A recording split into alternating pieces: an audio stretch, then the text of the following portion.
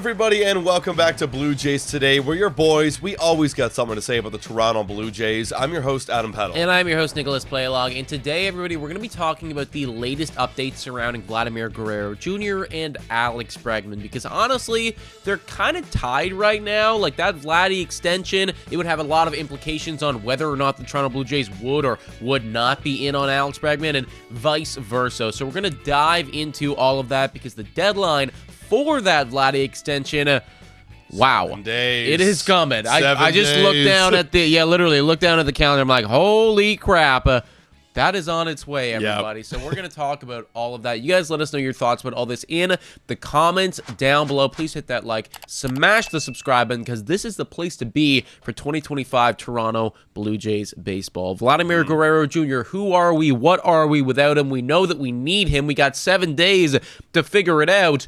Where are we at right now? Yeah, right now, I mean, yesterday, if you watch our Blue Jays Today show, we were kind of around that over $400 million mark, and Vladimir Guerrero Jr. said he's looking for something around $450, which is a lot closer. It makes me feel really, really positive, and a lot of people, have commented on that podcast and said, we don't need him, or that's too much money, or whatever. Well, I really want to put this in perspective for you guys, because a lot of the stuff that we're going to talk about in this podcast does refer to the money, and when you think about it, $450 million.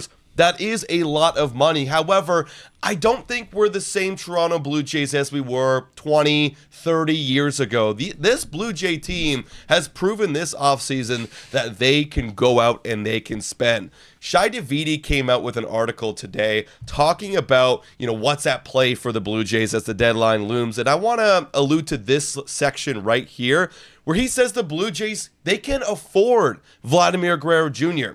When he brings up some older past signings that the Blue Jays have made in history, but obviously Guerrero is a very different one as he's going to command quite the dollar amount.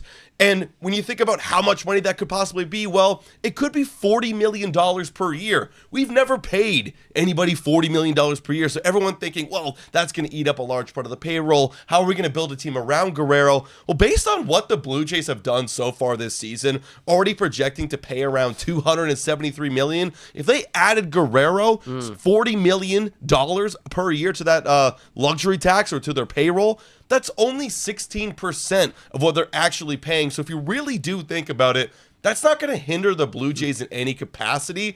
And I hope that makes you guys feel, and I hope that makes you feel too, Nick, a little bit more comfortable committing that kind of dollar amount to a guy who is going to change your franchise. Well, I also hope that the narrative that the Toronto Blue Jays don't spend can be thrown out the window officially, because, in the last 5 years, right, basically ever since the Vladimir Guerrero Jr. era started, like we've been top 10 in payroll, pretty much year in and year out. And of course, if they did do this, if they did get him on $40 million a year, I mean, there you are. You're getting close to the Yankees and the Steve Cohens and the, maybe not quite the LA Dodgers, but, we're going to be right up there. And of course, all of this needs to be that way because, for a long time, we were always talking, it's like, well, okay, you can extend Guerrero, but I mean, what's the point if you can't build a team around him? We don't want to be one of those squads where it's like, okay, you spend a lot of money on this one guy and then that's it. And now we're waiting for another wave of prospects to come, if it comes, to ever be competitive again. No, if you're going to get Guerrero, and you're going to be paying this guy, as much money, then you got to be kind of doing a LA Dodgers with Shohei Ohtani type thing. Like, we're still all the way in. This is just the first move of many. I think that's kind of what that Anthony Santander deal was, where it's like, all right, this is going to be one of the foundational pieces along with Vladdy when we got him locked up, or when we get him locked up, because it's not enough to just have Guerrero. He's great, don't get me wrong, but that's 1 out of 9 guys that you might see 4 times a game. And, so unless he's hitting a home run every single at bat, like, there's got to be more here. So the fact that, yes, we can get Guerrero, and then we can also still pay for Santander and potentially pay for somebody else next offseason should they be interested in doing so, or, make a trade for somebody who is already on a, major league contract. Like, that alone to me is very exciting. It is very, very exciting. And now I kind of wanted to bring this up too as well. where people have also been saying, well, why would we pay a 26-year-old guy who has bad defense? Some people think he's out of shape. I think that kind of conversation is ridiculous when you look at what he's been doing. Listen, I'll speak on that very quickly. Go ahead. He is only out of shape if he's not playing good. There you go.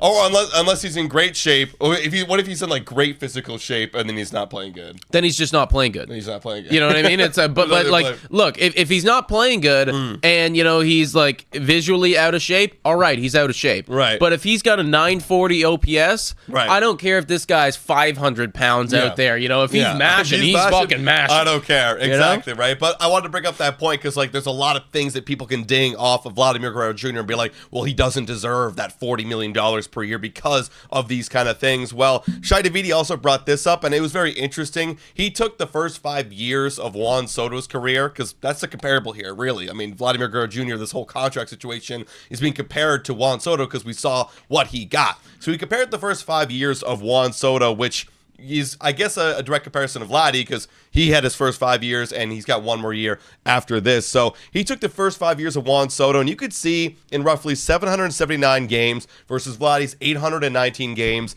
there's obviously things that are better in Juan Soto's case, like the on-base percentage, slightly the slugging, but it's the same home run total. But he's got less RBIs, probably because he batted in the top part of the lineup for most of his career. But the OPS is obviously way different because it's really the on base. Like that's the difference. Yeah. That's the difference between Juan Soto and Vladimir Guerrero Jr. He gets on base more, and that's why inevitably he will get paid a lot more. Plus, they're not even factoring in that whole Yankee year that just happened. Yeah. So obviously he's going to get paid a lot more. So you could see he's not so far off of the career of Juan Soto that like he should get somewhere near Juan Soto, because how much worse is Vladimir Guerrero Jr. than a Juan Soto? Is he half as worse as Juan Soto? No, but that's the kind of money that you're offering Vladimir Guerrero Jr., about half of what Juan Soto is going to be getting paid. So if that's the case, that's a great deal for the Toronto Blue Jays. Yeah, like for everybody out there that's saying, well, he doesn't deserve this money, let's let him walk and everything, I want to be very clear in saying that $450 million, that is an overpay. It is. Like, there's other guys out there, right? You look at what Pete Alonso just got paid. I mean, for basically they've done the same, you want to compare statistics career-wise, they've kind of done the same thing. But people are projecting that Guerrero's next 5 years are going to be a lot better than Pete Alonso's next 5 years. Right. I would also argue that Juan Soto's contract is an overpay. But this is just the way that the market is right now. And if you want to own a premier talent in their prime years, which is what we all hope for Guerrero, from age 26 all the way to about age 31, kind of his prime seasons right there, then you got to fit the bill. And right now, the bill is looking to be roughly $40 million a year. I mean, hell, even Yoshinobu Yamamoto, who signed as a 25-year-old without throwing a single major league pitch, got paid $325 million. Shi Davidi says why? Because he's got his prime years right ahead of him. That's what people want to pay for, man. And again, these are overpays, right? Like it is. That's the cost of a young elite talent in their prime, right? Yeah. So look, in the end of the day, yes, it's an overpay, but again, the positives here is it's not going to hurt your entire payroll. Again, it's only 16%, assuming it's that $40 million per year mark. And with that being said, I think the Blue Jays should be locking him down ASAP. And Vladdy,